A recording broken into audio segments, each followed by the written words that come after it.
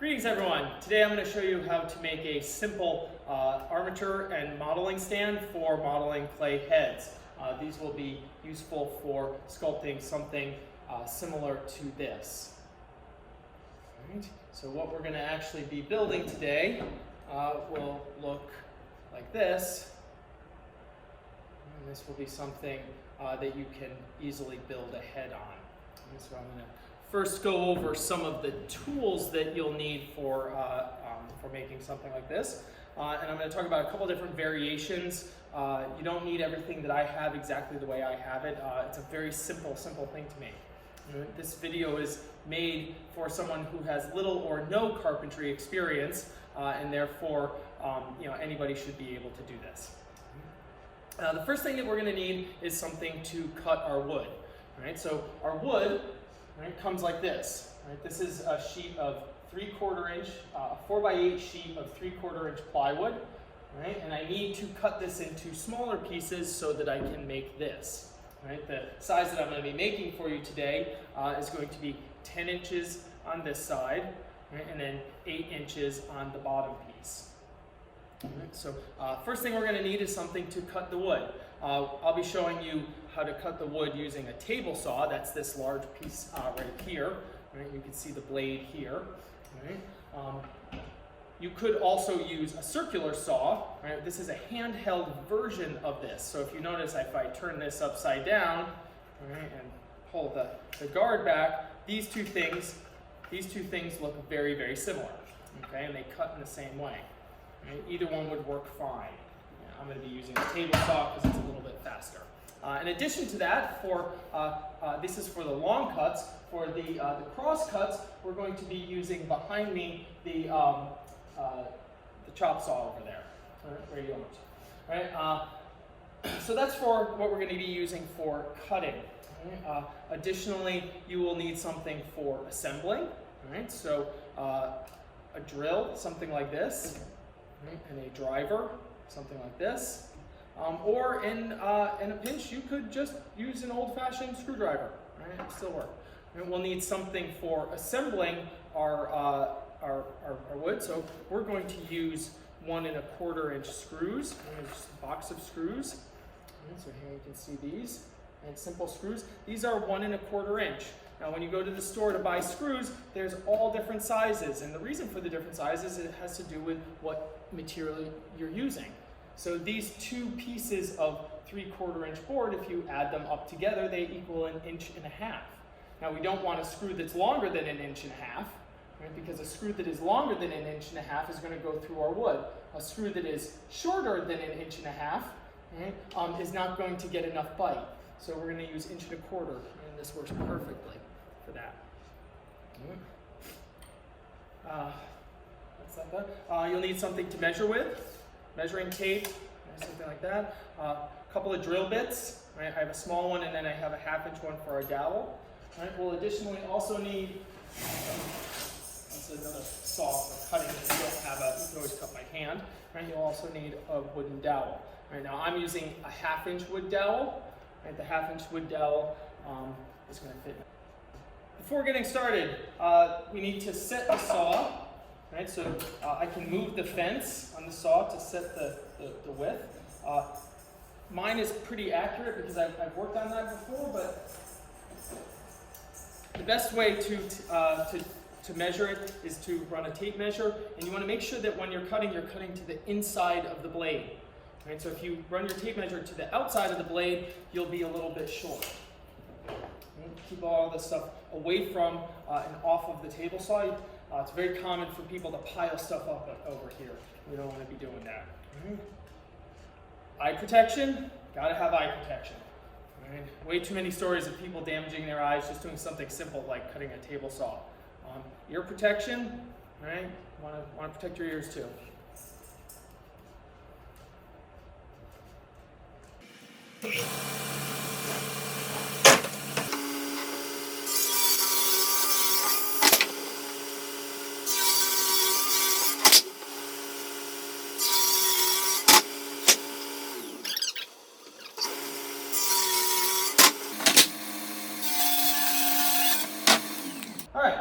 So the next thing we're going to do is we're going to cut these longer pieces. The reason why we're switching to the compound miter saw here instead of continuing to use the table saw is that it's not safe to try to run a board this direction through the table saw. And so this is much safer to do it this way. All right, so the first thing I'm going to do is this is my 8-inch piece. I'm going to check that. I'm going to make a simple mark here and cut my first 8-inch piece. Can't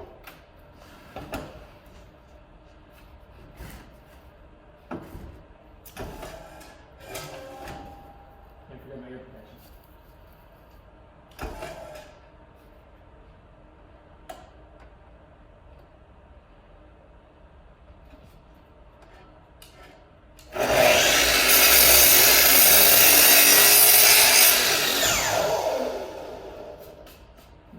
There we go. First 8-inch piece. Right? Now I cut this one. Right? This is maybe being a little excessive. Let's check the measurements. 8 inches. 8 inches. Right? I like that. So what I'm going to do here is I'm going to write temp on this one. Right? Now this one I'm going to use to make all of my other cuts. The reason for doing this is that if you kept it sort of going, like measuring one off the other one off the other one off the other one, by the time you get to the end, you'll be quite a bit off. Right? So I'll measure all my measurements from this one and they'll all be fairly close.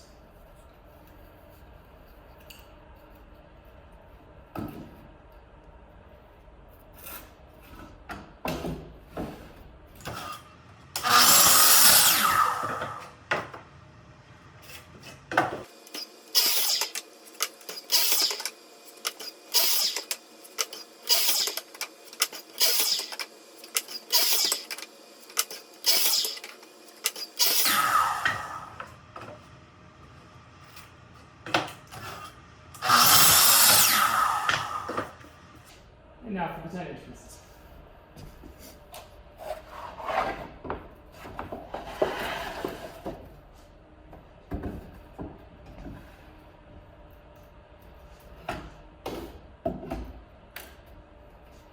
Same process, but marking it at 10 inches this time.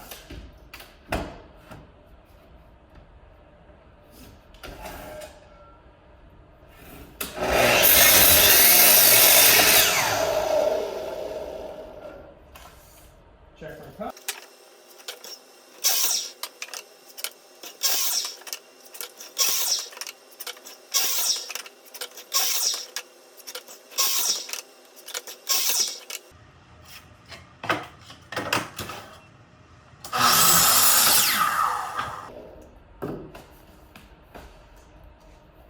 All right, let's put these together. So next we're going to assemble all of our parts here. All right. So the first thing that I'm going to do, right, is I'm going to put this piece on the back. Now if you want it to be really symmetrical, right, since it's 10 inches and this is 8 inches, right, we can, let me back up a little bit. You always want to make sure you're picking the best side. So that's the nicer side. So I want that to be my top, right? So let's just make a kind of big quick X. Big quick X on that. And then if you simply line up all of the points on the bottom, right, it'll be perfectly sort of symmetrical. Perfectly centered, I should say, excuse me. Now you could probably get away with only putting 2 screws in here, right? But I'm going to put 3. The important part is that you want to make sure that none of them are in the center because we're going to be drilling here. So you don't want to put a screw right in the center of the board. All right, so I'm just going to put 3 in on the bottom. When I'm drilling in, I want to make sure of 2 things. I want to make sure, one, I'm not getting any lift up here. Sometimes the screw will push down and it'll lift it up and you'll get some lift there. So I want to make sure I have no lift. So I got a nice sort of solid thing in there. And then I want to make sure that it goes down a little bit below. And the reason for that is that you don't want the screw head sticking up. Why? Because there's a very good chance that you're probably going to be modeling on your dining room table or something, and if you put it down, you have metal screws sticking out. When you move it around, you run the chance of damaging your table. All right? So we don't want to do that, right? Right, so there we have that assembled, right? No lift, right? Now I'm going to flip it over, right? And I'm going to do the same thing on this side. I'm going to put that little X, but here I'm just going to put the X kind of in the center, right? Because I'm just trying to find the center. Right? Put that little X there, and boom. Now I have the center of my thing. Put this driver over here. And we'll do this the proper way. So we'll do a little pilot hole to kind of get it started.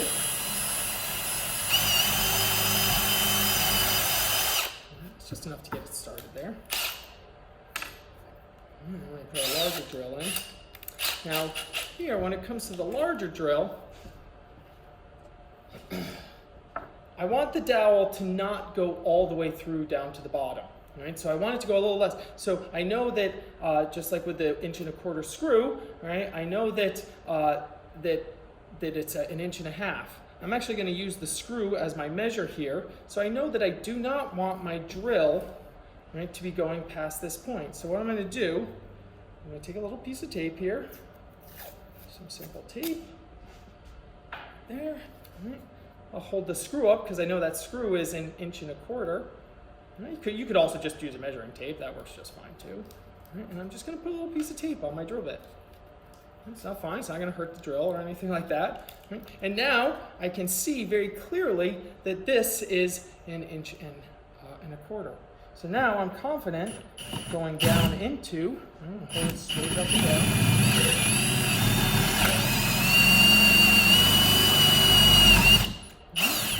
Stop at that point. Now, a better way to do this would be to use the drill press, but I don't want to make any assumption that anybody has a drill press, right? So that's maybe not the best tool there. All right, so now we have that. Now, before we go any further, what I'm going to do is I'm going to take my sandpaper. Now, you could just use your sandpaper like this. I don't like the little edges. You know, you're going to be working with this for quite some time, and there's a very good chance that you're going to get splinters. So we want to just use that to take an edge off. I like to take a small piece of wood, something flat like this, right? And you can just kind of wrap. You don't have to get fancy. Sometimes people glue these down. You don't have to do all that. That's not necessary. Right. And I'm just going to sand the edges. Right. And I'm going to sand the corners. I'm going to round those around just a little bit. Right. Round that around just a little bit. Now, normally, if I was doing this here in my shop, I would use, I have a large belt sander that does this very quickly, but this works just as good. All right. I'm going to do a little bit on the bottom side here because I reach my fingers under here.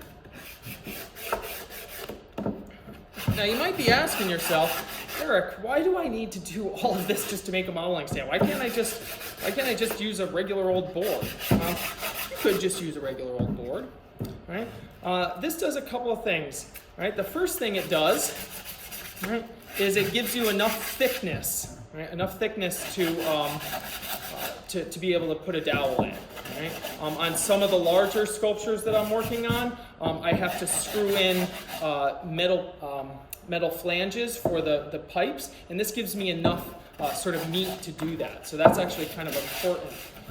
I think there's also something about making yourself a nice stand to work on because it makes you feel good about that. Mm-hmm. And then lastly, I'm going to run it across here on the bottom just to make sure that,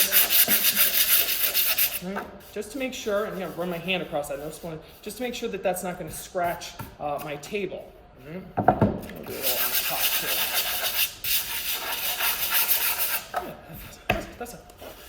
Yeah, that's a nice thing right there, okay? And then the other part, why the one larger, thicker board and the smaller board, right? And this is something that I learned from experience, right? If you model something, now these little heads that we're going to be making, that I'm talking about making, are fairly small and fairly lightweight. But if you're doing a larger head, say a life-size bust of someone, it actually gets really heavy, right? And if you have a flat piece of wood like this, right, and you put, say, 30 or 40 pounds on this, good luck trying to pick it up, right? You can't get your fingers under there. The nice part about this is when something is really heavy, you can always get your fingers under it to pick it up. So this becomes rather convenient for moving around heavier sculptures. Okay, so now let's take our wooden dowel here. Again, this is a 1/2-inch wooden dowel. Right? We used a 1/2-inch drill bit because we're using a 1/2-inch dowel. If you use a different size dowel, you have to use a different size drill bit. In terms of common drill bits, most drill indices, this is kind of the largest size that comes in and fits in most regular drills. So that's one of the reasons why I use this. You could get a 3/4-inch dowel and do the same kind of thing. Right? So we're going to stick that in there. I'm going to push that down a little bit. All right. And then going back to this head, as a sort of measurement, this one has this little piece on it. That's just sort of the way that one cut. This one kind of is. Right? So I'm going to measure up, right? And about 6 inches. Right? And 6 inches is going to put me about here because that's where I want it to be. I don't want it to be sticking out of the top. I don't want it to be sticking out of the top. Right? So that's 6 inches, which is a good number. Right? I'm going to make a measure here. Right? And that's going to be right about sort of there. Right? I could also just measure 6 plus 3/4, but the reason why I'm showing you how to do it this way is that you might be planning something larger or smaller and just sort of going through the process. All right, normally I might cut this something like this.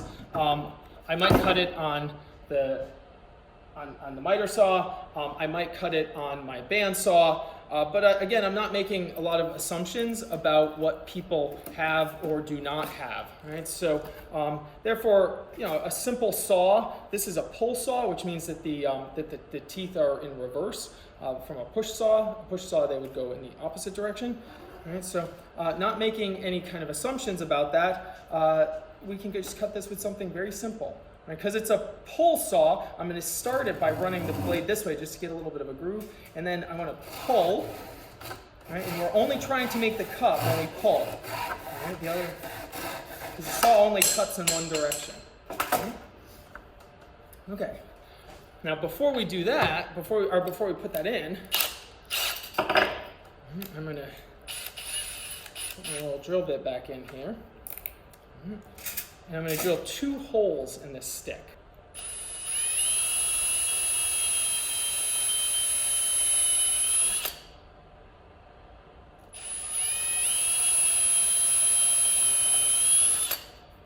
I prefer to lay the drill down when it has a small drill bit in it.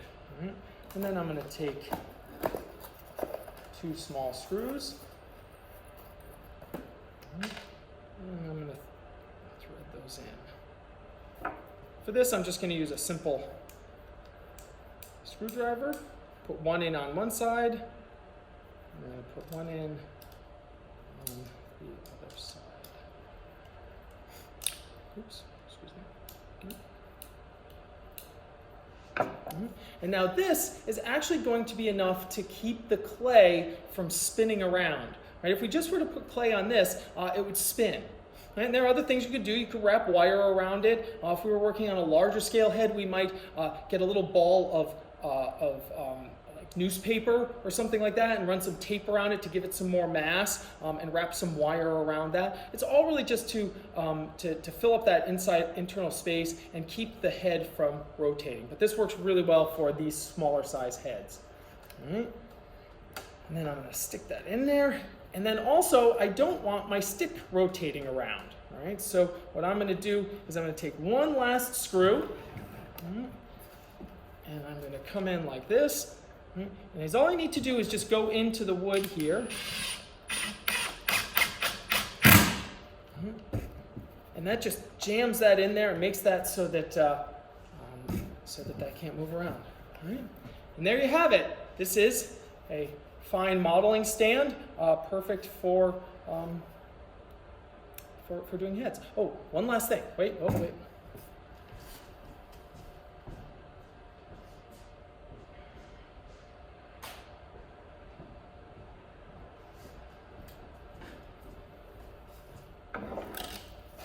I don't know if I would call this a pro tip or not, but People often ask about having something on a rotating surface. So there's all these fancy like Lazy Susans and type things that rotate around.